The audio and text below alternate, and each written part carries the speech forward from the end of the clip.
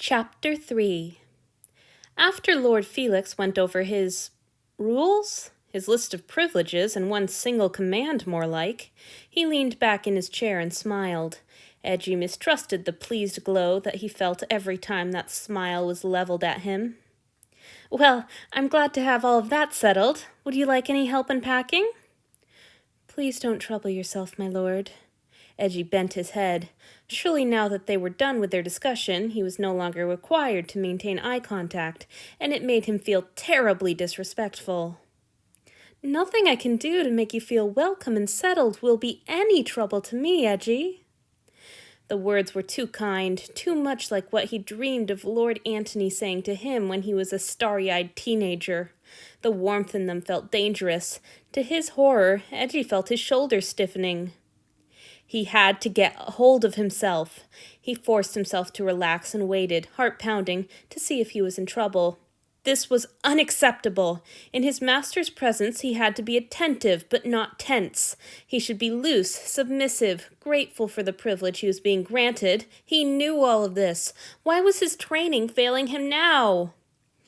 At least Lord Felix didn't seem to notice. The god simply stretched in his seat and spoke again. "Well, let me know if there's anything I can do. I'll be back in my own room for a while. Feel free to call me." "Yes, my lord." "Eiji would do no such thing." "Thank you." Once Lord Felix had shut his door softly behind himself and Eiji was back through the curtain, he looked again at his chest of belongings. Meager as they might have been, he still felt unsure where he should put them in these new quarters. He didn't have permission to move the former offering's things, but perhaps he could squeeze his own in among them? His jewelry and cosmetics fit easily enough in the washroom, but there was simply no room for his clothes in the closet. He contented himself with pushing the chest up against one side of the bed. That was as unpacked as he was going to get, Eiji decided. He abandoned that project and set to fixing his hair and makeup. He'd been interrupted before he could make himself presentable, and he blushed to think how he must have looked to Lord Felix this whole time. That accomplished, he settled in to practice his positions. It was a good way to calm his mind and body, and it certainly didn't hurt that it kept his movements graceful. Standing, kneeling, waiting, bowing. Standing, kneeling, waiting, bowing. Again, again, again. And still his mind hummed chaotically. "Things that will please Lord Felix," he thought, sinking into a kneel.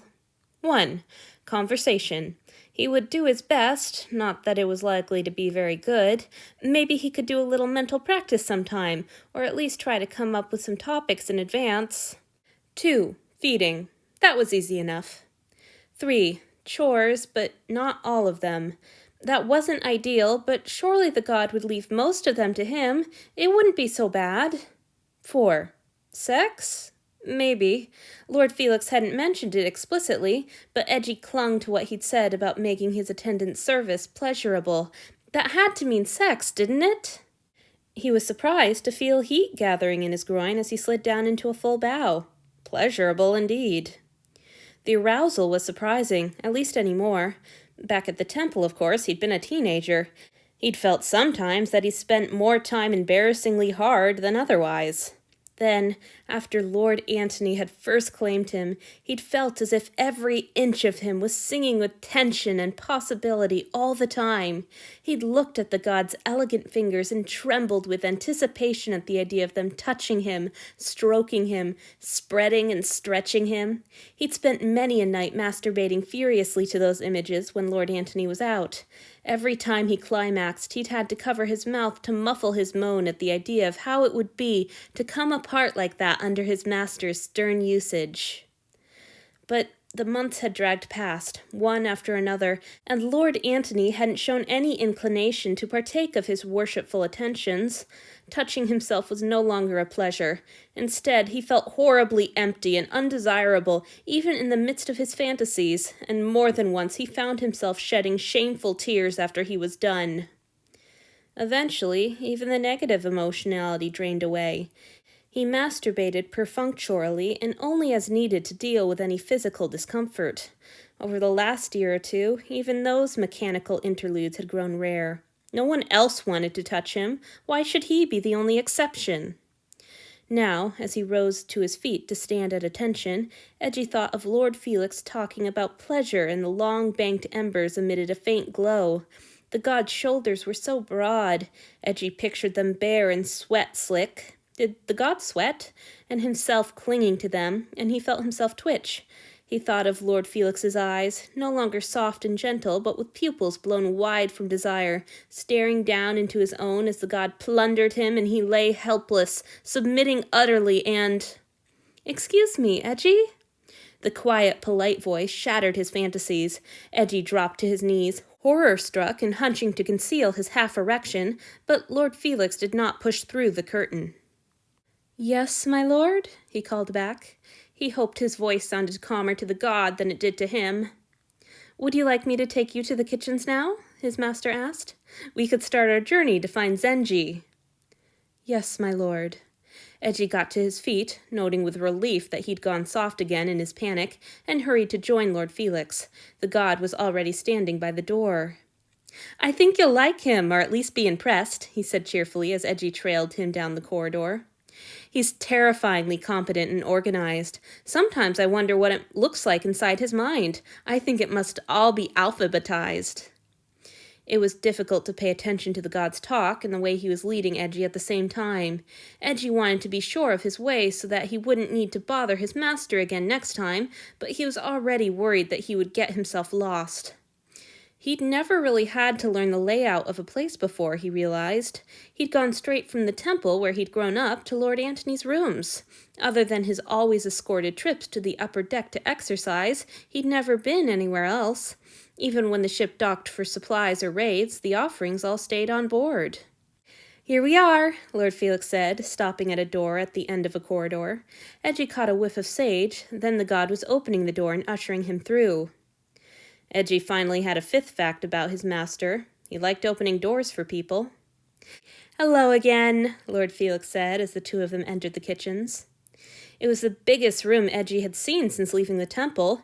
It was also the hottest. Used to a desert climate, he'd often been cold on the sea. There was no chance of that in the kitchen. There were long tables and enormous stoves, boxes and barrels lashed to the walls, and herbs strung like jewels in long ropes that swung gently over the heads of the workers. There were at least a dozen of them, ranging in age from a man who looked almost 70 to Norio from Eji's own cadre. They all looked intimidatingly busy and purposeful and sweaty, and he felt himself growing shy as they all looked up with genuine smiles at the sound of the god's voice. Smiles were Eji's first surprise. His second came when the men all acknowledged Lord Felix with bows, but not the kinds of bows he'd been trained to give when he found himself in the presence of a god. Some bent deeply at the waist, some barely dipped their heads, but all stayed standing. "Here he is!" Lord Felix's hand settled on Eji's shoulder. "Everyone, this is my new attendant Eiji. He'll be helping to deliver your magnificent creations."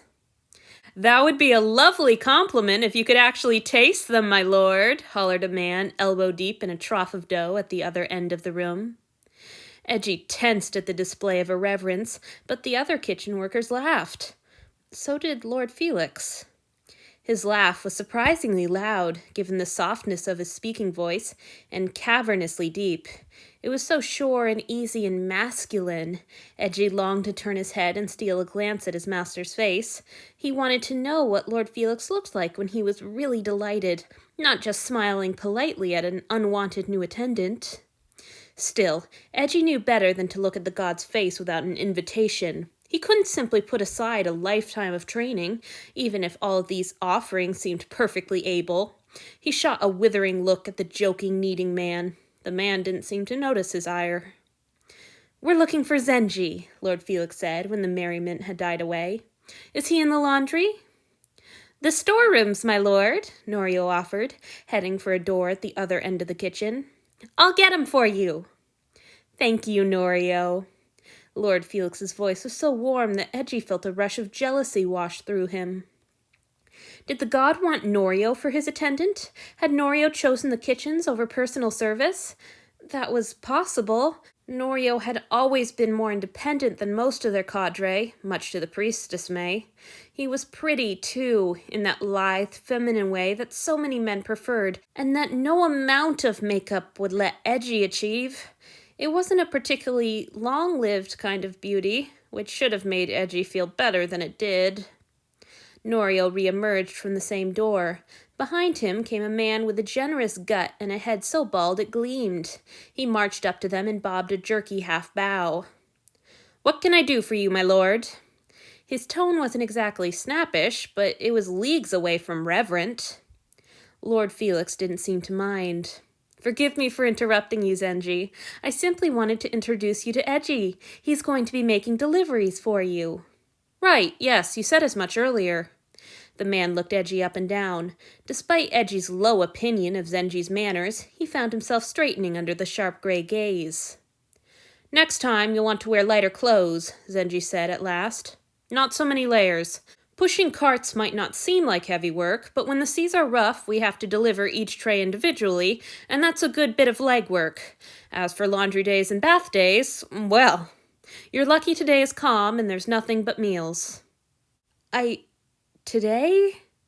Damn, Eiji was fumbling for words again. How long would it take Lord Felix to change his mind about conversing with him? "Do you want to begin work today?" the god asked. Eiji wasn't sure he did. He wanted more time to come to terms with the sudden changes in his life. Moreover, he felt like he should be savoring the time before he disappointed his master and spending every moment possible with Lord Felix, trying to extend it. Still, there was an open challenge in Zenji's unimpressed gaze that he couldn't resist. "Yes, if it pleases my lord," he said. "I should have known you'd want to jump in with both feet." There's a note in Lord Felix's voice that Eiji didn't know how to interpret. "I'll see you later, then. Zenji, don't run the poor man off his feet on his first day. Goodbye, everyone!" Eiji dared to look up once his master started moving towards the door. He took the opportunity to notice the confidence and efficiency of the god's movements. Lord Felix seemed perfectly at ease in the space, though his gait wasn't as quick and impatient as Lord Antony's. The god looked back over his shoulder before he left and caught Eiji staring. Eiji ducked his head, abashed, but not before he saw his master smile.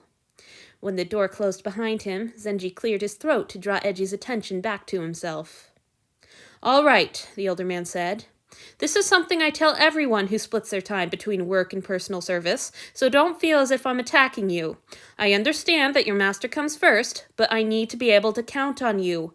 Tell me what days and times you're allowed to work, and tell me as soon as possible if those times change for any reason. Don't use your master as an excuse if there's a day you don't want to work or a chore you don't want to do. Just tell me. I can't make you do anything you don't want to do, and we both know it. Just be honest, be as reliable as you can, and we'll get along fine." Eiji nodded, mute. He felt a little attacked, despite the man's instructions to the contrary. "This is the part where I usually tell people to talk with Lord Felix if their master is scaring them or hurting them more than they can bear." Zenji barked out a quick laugh and shrugged his shoulders. "I can't imagine that'll be a problem for you. If it is, well, you could try my lover's master, Lord Theodora, or maybe Lord Julia, but probably you'd just be screwed. Now, let's get you to work."